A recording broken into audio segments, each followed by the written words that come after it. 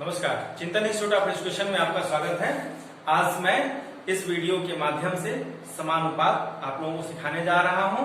यह जो शीर्षक है वह बीटीसी थर्ड सेमेस्टर में आता है और साथ ही साथ इस पर आधारित प्रश्न सीटेट और टेट में भी पूछे जा रहे हैं। तो बीटीसी में अध्ययनरत विद्यार्थी और साथ ही साथ वे विद्यार्थी जो सीटेट और टेट के एग्जाम्स देने वाले हैं वे इस वीडियो को निश्चित रूप से देखें। आइए मैं आप लोगों को अनुलोम समानुपात सिखाने जा रहा हूं। अनुलोम या सीधा समानुपात, इसे हम डायरेक्टली प्रोपोर्शनल भी कहते हैं। अंग्रेजी में इसे हम डायरेक्टली प्रोपोर्शनल कहते हैं। अब देखिए सीधा समानुपात है क्या। तो सबसे पहले मैं आपके सामने एक उदाहरण प्रस्तुत कर रहा हूं, आप उसे देखें और समझने का प्रयास करें। कैसे? यदि यह कहा जाए यदि 1 केजी चने का मूल्य, 1 किलोग्राम चने का मूल्य 60 रुपए है तो 2 किलोग्राम चने का मूल्य क्या होगा? तो सीधा सा है, 1 किलोग्राम चने का मूल्य 60 रुपए है तो 2 किलोग्राम का 60 गुणे 2 बराबर 120 होगा। हम सब जानते हैं, ठीक है। तो 1 किलो का मूल्य 60 है, 2 से हम मल्टीप्लाई कर देंगे तो पता चल जाएगा। ठीक इसी प्रकार से यदि आपसे पूछा जाए कि 3 किलोग्राम चने का मूल्य क्या होगा, 5 किलोग्राम या 10 किलोग्राम या 12 किलोग्राम, 20 किलोग्राम, कुछ भी जो भी वजन पूछा जाए उसका दाम आप क्या होगा, कैसे बताएंगे? तो इसके लिए आप देखें, जितने भी ग्राम का पूछ रहा है, एक तो सीधा सा है कि आप मल्टीप्लाई करके निकाल देंगे। देखिए मैं यहाँ पर एक चार्ट बनाया हूँ। देखिए सबसे पहले क्या है, पहला यह जो हमारा रो चल रहा है वह चने के भार का है। 1 केजी, 2 केजी, 3 केजी, 4, 5, इस प्रकार से 10 किलोग्राम, ठीक है। और नीचे उसका मूल्य दिया हुआ है ये। तो आप देखें, सबसे पहले मैं बात करता हूं, यदि 1 किलोग्राम चने का मूल्य 60 रुपए है, ये दिया हुआ है प्रश्न में, तो 2 किलोग्राम का देखें, इस 60 में 2 से गुणा कर देंगे तो 120 आ जाएगा। फिर 60 में 3 से गुणा कर देंगे 3 किलोग्राम के लिए तो 180 आ जाएगा। ठीक है, ऐसे ही 5 किलोग्राम के लिए 60 में 5 से गुणा कर देंगे तो 300 रुपए आ जाएगा। और 10 किलोग्राम चने के लिए 60 में 10 से गुणा कर देंगे तो 600 रुपए, यह मूल्य हमें पता चल जाएगा। तो हम क्या देख रहे हैं कि जैसे जैसे वजन हमारा बढ़ रहा है ठीक उसी के रेशियो में, उसी के अनुपात में उसका मूल्य भी बढ़ रहा है, ठीक है। तो आप यह कह सकते हैं, हम यह कह सकते हैं कि यदि कोई दो राशियां इस प्रकार से संबंधित हैं, यदि एक के मान को बढ़ाया जाए तो उसी अनुपात में दूसरे का भी मान बढ़ेगा। या आप यह भी कह सकते हैं कि यदि किसी भी एक राशि के मान को हम घटाएं तो उसी के अनुपात में दूसरी राशि का मान भी घटेगा। देखें, जब मैं यहाँ पर वजन बढ़ा रहा हूं तो देखिए उसी के अनुपात में यहाँ पर जो मूल्य है वह बढ़ रहा है। 1 किलोग्राम का 60 रुपए, 2 का 120, 3 का 180, 5 का 300, 10 का 600। अब जब घटाएं, हम मान लेते हैं, यह कहा जाए कि 10 किलोग्राम चने का मूल्य 600 रुपए है तो 5 किलो का क्या होगा, 300 घट गया। यहाँ आप देखें 10 किलो था, अब 5 किलो हो गया, आधा हो गया, तो देखिए मूल्य भी आधा हो गया। वजन हमारा आधा होते ही मूल्य भी आधा हो गया।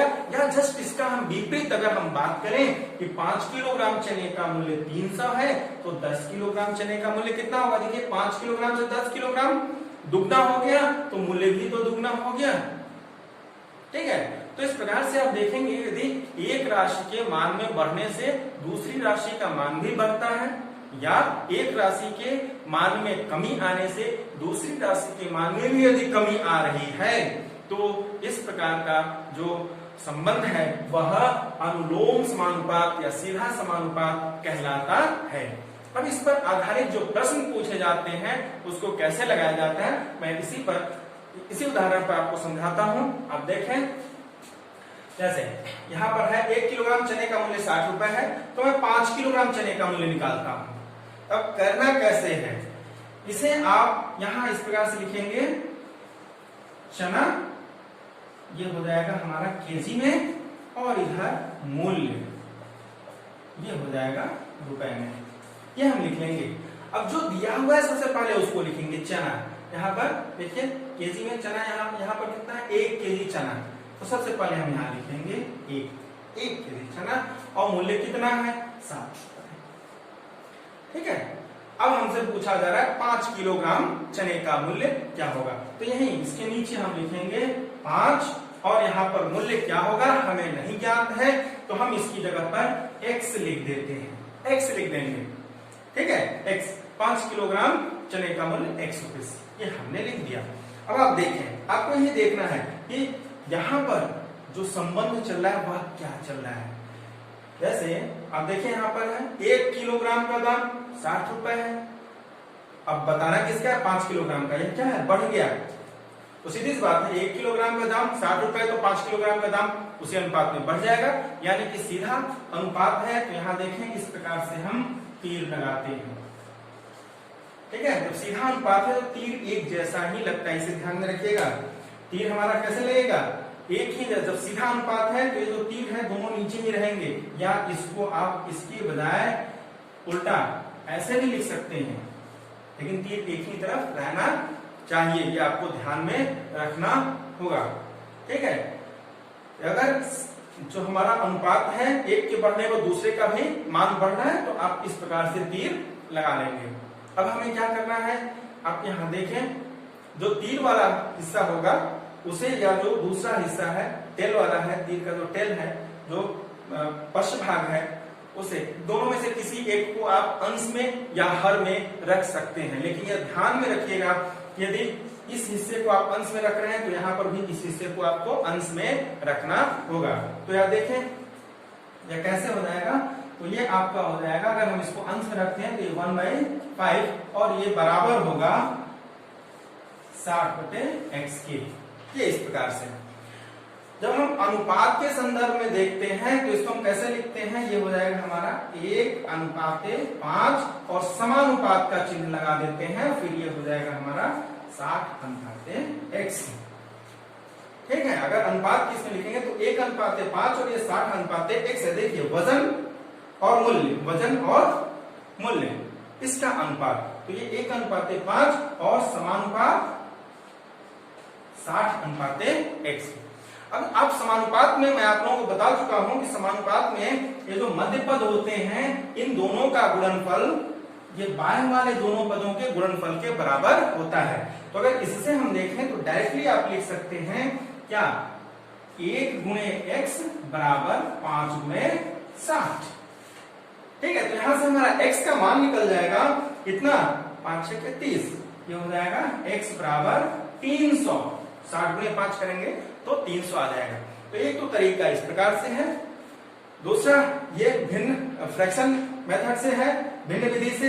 यहाँ आपने क्या किया, 1/5 बराबर 60/x आप इस प्रकार से लिखते हैं। यहाँ पर हम ये तिर्यक गुणन कर देते हैं, जब आप इसको क्रॉस मल्टीप्लाई कर देंगे तो आप देखें x का गुणा यहाँ पर हो जाएगा, x गुणे 1 x आएगा बराबर इस 60 में इस 5 का गुणा हो जाएगा, तिर्यक गुणा हो रहा है तो बराबर ये आ जाएगा 300। ठीक है, तो ये इस प्रकार से हम जो हमारा सीधा समानुपात है, अनुलोम समानुपात है, उसके प्रश्नों को इस प्रकार से लगाते हैं। अब आप जैसे यहाँ पर मैंने 5 किलो का निकाला, यहाँ पर 10 किलो का भी निकाल सकते थे, यहाँ हम 10 रख देंगे, प्रोसेस वही है।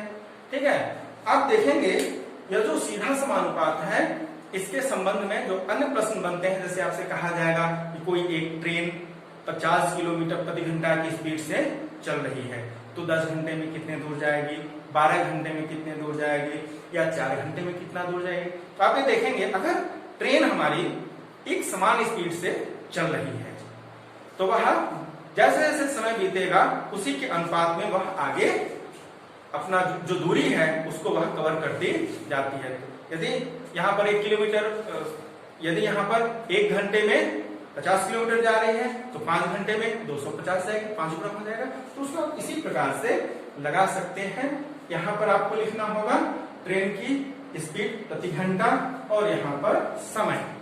ठीक है, तो इस प्रकार से आप जैसे यह प्रश्न में बताया हूं वैसे ही उन प्रश्नों को भी आप लगा सकते हैं।